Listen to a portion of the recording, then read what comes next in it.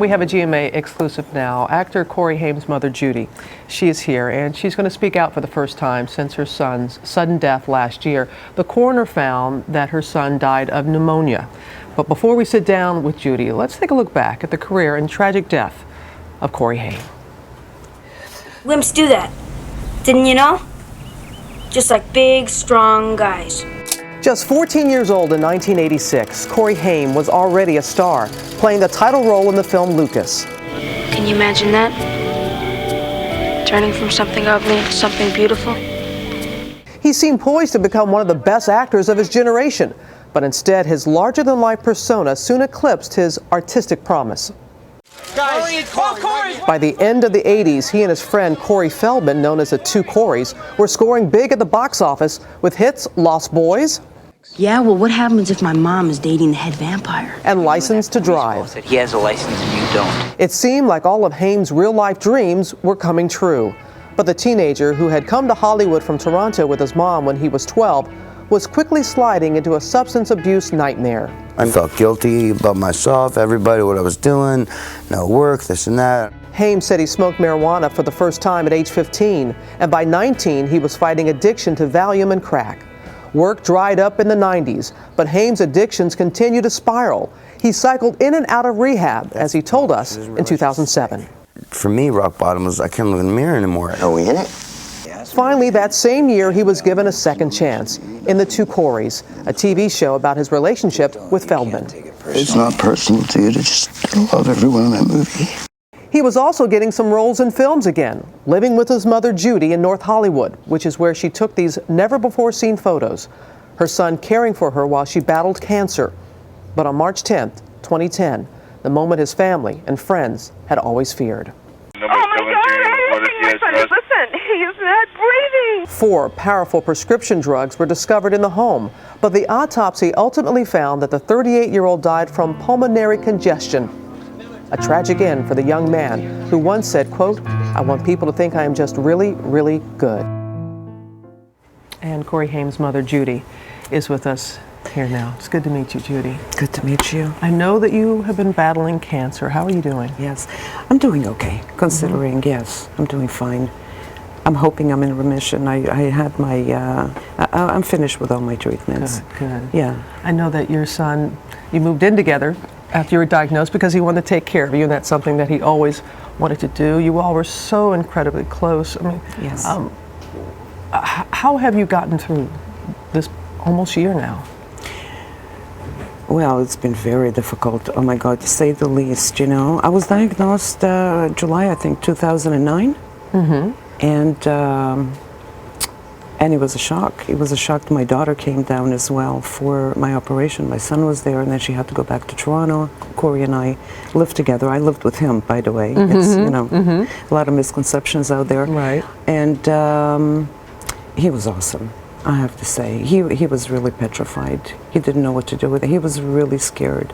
When actually they said that you have cancer, breast cancer, he tried to make light of it. Right. You know. But he was there. He was there. He was holding my hand. He went to every single doctor with me. He went through the chemo with me, part of the radiation, because he passed away in the midst of my radiation. So you stopped at that. I stopped at that point. Yes. You were there. We heard the 911 call. Could you just recall for us that day, maybe the day leading up? How was he feeling? What was he doing? You know, I gotta tell you, Corey and I played a lot of frisbee together. We stayed at the Oakwood Apartments, and we always played on the courts and the tennis courts. And the night before, he said, "Do you want to play?" It was really cold outside, very windy, and he said, "Do you want to play frisbee?" And I said, "Yes." And we went and we played frisbee. And usually we play close to an hour. We played for about 30 seconds, and he says, "You know what, Mom, I'm not feeling well, let's go back." So I thought he's coming down with something.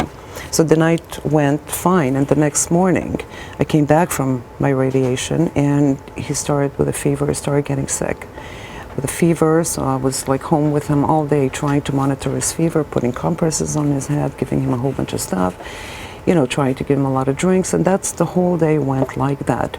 It wasn't anything at all that I would have worried about, you know, except just 101 fever or whatever it was. He told me that his chest and his back were hurting him. Can I please rub it? And I did with Vicks, back and forth. You just thought he had the cold, the flu, absolutely. or something like that. Absolutely. And I don't have to tell you, you know what people said right after his death, that it had to be a drug overdose. And there were prescription drugs that were found, but the coroner a few months later said, no, it was pneumonia. But let me ask you this, Judy. Your son was very open in talking about the struggles that he had had with drugs, and that I want to ask you, did he ever talk to you about the pressures of being a young star? How he that didn't have attributed? to talk to me about that, really. I mean, I was there from day one, you know, so he didn't. But, you know, aside from all of that, I know the struggles of Hollywood. He was doing fine. He was fully booked from his agent, Sterling Talent, fully booked for 2010. He was doing amazing. He was merely sick that day. He died in my arms. I knew it was nothing else, but I didn't know exactly what it was. I had to wait for the coroner's report and the autopsy and all of that stuff. And there were a lot of speculations the following day, for sure, which really upset me badly, by the way, because, you know. Right, but the fact that there were prescription bottles that were found there, and he even talked to us at ABC News, I think it was 2007, 2008, talking about it. Is there anything that you as a parent, because you know there's so many families, whether in Hollywood or not, that deal with children that are struggling with different types of addiction, is there anything as a parent that you would have done differently to help? Absolutely not. Corey's answer was the same way. You know, people asked him that all the time. I wouldn't have been here today if we didn't go through our path. You know what I mean? We were supposed to obviously go through this experience to get to this point. You know, with my new grandchild being born, which is a miracle, thank God. You know, with going through my cancer, with losing my son, you know, who was my best friend in the whole wide world. You know, within 7 months, somebody's life can turn around and hit you in the face and you don't know what's going on. You know, so with all the struggles, you know, I just want to honor his memory. We're coming up on 1 year, which is March 10th. It's extremely hard to even believe that he's not here. I know you also wanted to thank his fans, too. They've been very loyal. Oh, you know, I have to tell you, the letters that I received, hundreds of them from all over the world, were so heartbreaking, I couldn't even read them for like over 6 months. Because I read one and I put it down, and I read another one, there's no way. I just recently answered every one of them back and thanked them all. They were true, real fans that actually really understood him, funny enough. They got him. And I know they were there for you too. Judy, I know this wasn't very much for me. I know it wasn't easy for you to come forward, but it was very important for you to honor your son, and thank you very much for being here with us. Oh, it's my pleasure. Thank you for having me. You know, I just want everybody to remember him for the wonderful human being that he was, and a great actor. All right, and you continue to take good care of yourself. Thank you so much, All right, Robin. Judy.